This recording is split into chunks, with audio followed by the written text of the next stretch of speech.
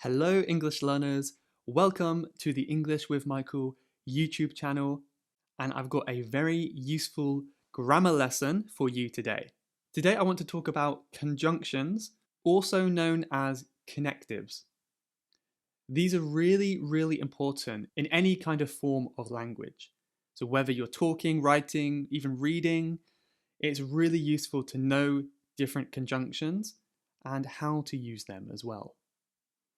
There are many different types, and we can categorize them differently depending on their use and formality. But today, I want to look at some formal conjunctions, or at least more formal than the common ones. So this is a good way to increase your vocabulary and make yourself sound a little bit more respected and perhaps smarter in certain contexts, like a job interview or something similar. So of course, most people can confidently use but, and, or so. However, many people have trouble using the more advanced ones. So that's what we're going to look at today.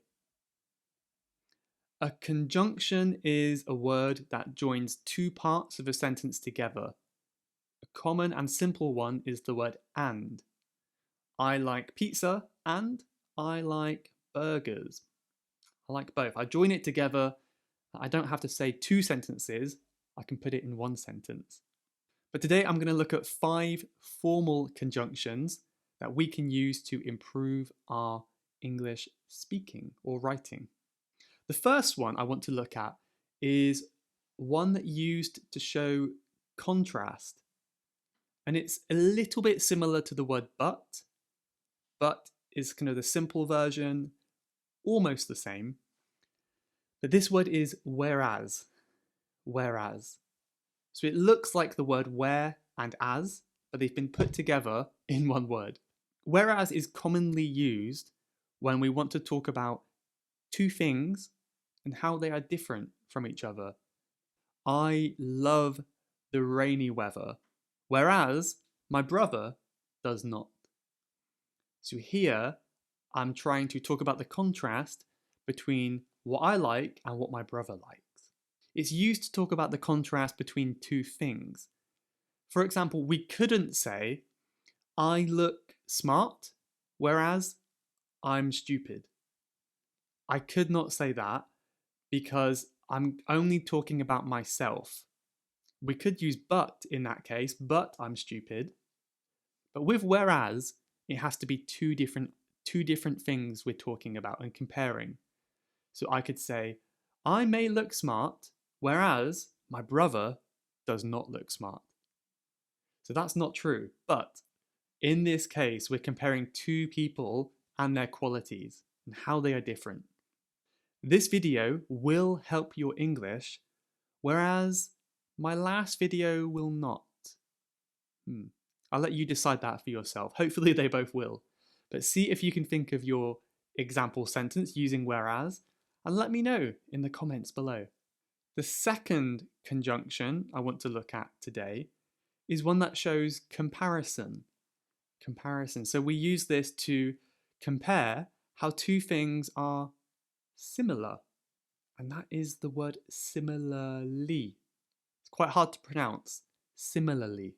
Similarly. Even hard for me too. Okay, so it's the word similar with ly on the end. So the elephant was very, very big, and the giraffe was similarly big.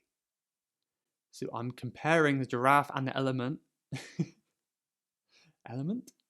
I'm comparing the giraffe and the elephant and talking about how they both share that adjective, the bigness. They both share that size. So maybe it's not the same, but it's similar. It's almost the same. The next slightly formal conjunction is one that shows reason why something happens. And this is the word due to. This is how I would pronounce it in my British English accent. Americans would say something more like due to. But in England, we tend to say the D a bit like a J, like due to. This has the same meaning as the conjunction because of. YouTube is a great way to learn due to the number of free videos. Now you'll notice I followed with the number, due to the number. So after we say due to, we always have a noun. We never say due to I like YouTube. We never say I afterwards. It's always a noun. So we often use the word fact to make it into a noun. So we could say something like this. I love learning English due to the fact that I'm good at it. So we could say that long phrase to make it into a kind of a noun, or if you want to make it simple, just think of another noun. I love English due to my skill. We could just say skill, it's much shorter, but both of those are correct. The next conjunction shows the result of something. So one thing happens, another thing happens because of that. It's the result. And this is the word hence. Hence. Hence is a little bit different from the others before because it always starts a new sentence. We put it at the beginning of a sentence.